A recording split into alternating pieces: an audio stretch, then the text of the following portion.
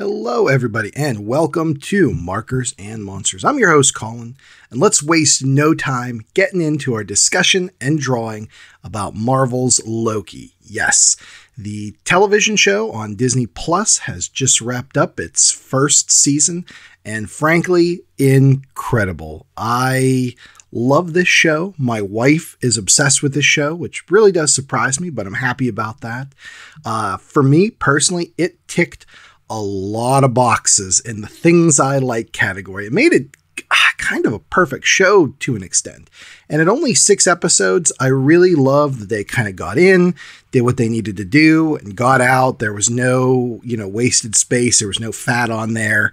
But yeah, amazing. If you haven't seen it and you don't want to get spoiled, I would stop the video right now and go and check it out. Like I said, with only 6 episodes, even if you don't have Disney Plus, sign up for the free 7-day trial and you can watch the entire show in, a day or two or something like that. It's definitely worth checking out. If you like space weirdness, which I'm a huge fan of.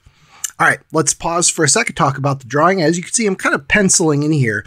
We've got Loki, played to perfection by Tom Hiddleston, there on the left. We have Sylvie on the right and Lokigator down below. This is your last chance for spoilers, folks. So seriously, if you haven't seen it, now is the time. I'm putting in the figures here and just kind of refining and working on getting their poses right, their faces right. I didn't spend a ton of time making them the most authentic in terms of the faces and everything.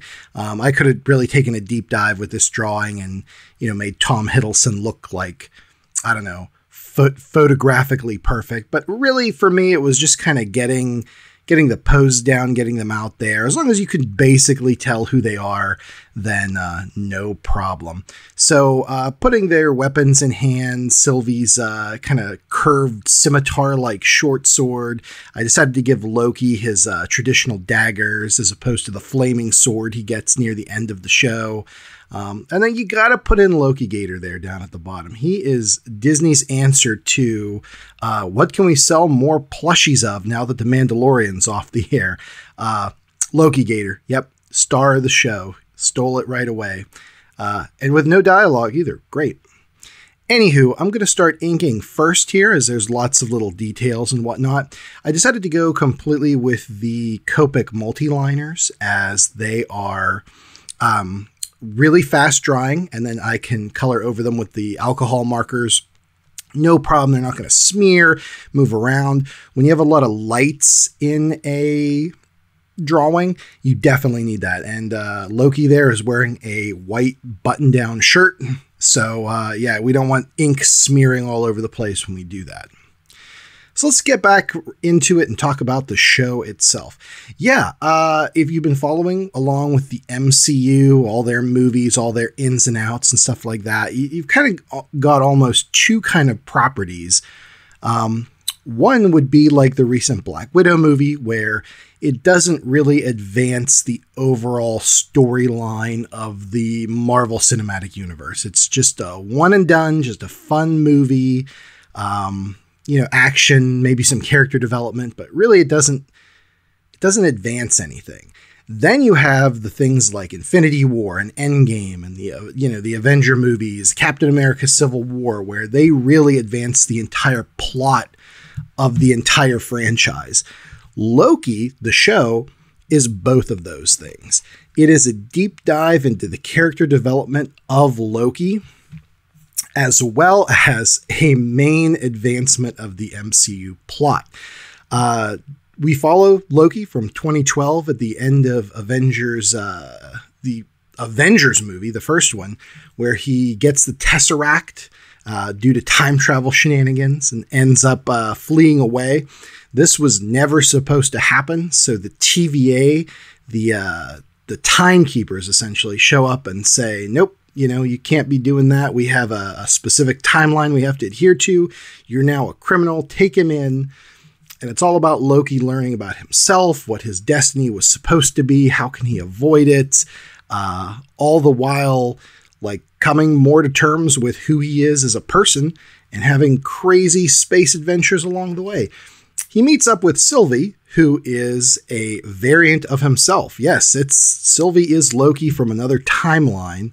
The two of them go on a big epic adventure, maybe a little romance, and in the best love story on TV nowadays.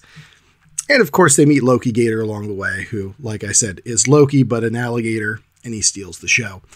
Pretty great stuff. If you like deep dive character development, if you like weird stuff happening in outer space and time travel and the goofy shenanigans that you can get up to therein, then you're going to love this show. And like I said, I can't recommend it enough. Let's get started with the coloring here. I'm going to start in with the background. I just want to lay in all these weird spacey blues, little bits of pink here and there. I'm going over with multiple different markers just to build up different layers here. I'm kind of doing a flicking effect with the marker, so they kind of taper toward the ends where I go.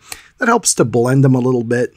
It can be often hard with these big, giant swaths of multicolor to get them to blend very smoothly, but I think we did a pretty good job here. These dark blues really help. And I'm, of course, going to go over each one with a little bit of gray near the bottom to darken it, some other colors, just to blend everything together really nice. So blues and purples and just spacey stuff, man. I've said it before, and I'll say it again. If there's one thing I really like in a drawing, it's a colorful outer space. I know it's unrealistic, but I love seeing weird, like, I don't know, nebulas and gases and stars. And yeah, basically, if your space looks like Star Crash, you're in good shape. I'm going to go in and start shading in the skin tones. I used a little bit of a light purple for that. Once you go over it with like the various flesh tones that we're going to use here, it blends it in real nice and makes it nice and kind of a soft color. So that's good. Yeah, once that's in, we're going to get right into their hairs and outfits and stuff like that. So pretty straightforward in terms of just how this drawing's coming together. Real easy peasy lemon squeezy. It's almost like coloring a coloring book at this stage, which is a lot of fun. And one of the reasons that inking first can be really beneficial. I highly recommend it for people starting out, and I highly recommend the Copic multi-liner so you don't get smears and everything like that. Tom's shirt there, Loki's shirt, I'm shading with a little bit of green. And in fact, I'm going to go over it with a little bit of a light green here. I know it's white in the show, but let's just say some greenish tint of light is hitting it. And that's fun. So I don't know about you guys, but after watching the first season of Loki, that had me completely pumped up and primed on the Marvel Cinematic Universe. I just want more. I want more Loki. I cannot wait for Doctor Strange, the Multiverse of Madness. Now, this isn't to say that I didn't like WandaVision. I loved WandaVision. But man, I really feel that Loki absolutely sold me on this big multiversal aspect of the MCU. I'd love to know your thoughts too. So if you have some thoughts, throw them down in the comments below. I'd love to hear any theories or what you think is going to happen. What do I think is going to happen? Well, I absolutely hope that for season 2 of this, they bring back the romance between Loki and Sylvie. I'm a huge fan of that. I know some people find it a little weird that they're essentially the same person from different universes. But I love the idea that Loki has learned to love himself in the most literal way possible.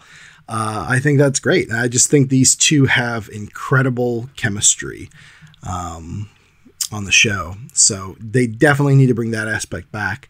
I hope there's a lot more weirdo time shenanigans. I'd even love to see, now that the timelines are opened up, there's not one single timeline to explore. There's all these different timelines and universes and everything else.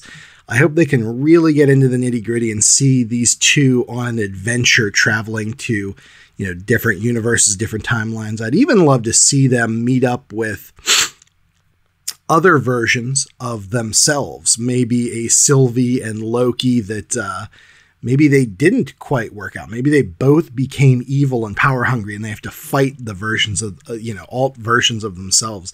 I love that kind of stuff. So more of that, please. Yes. Also, They need to get that damn Lokigator. More merch, please.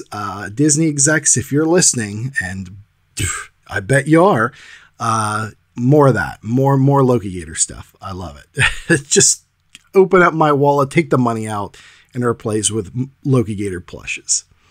In the background here, I'm using my white paint pen to kind of add in the branching timelines at the end of the show. Yeah, time is unraveled.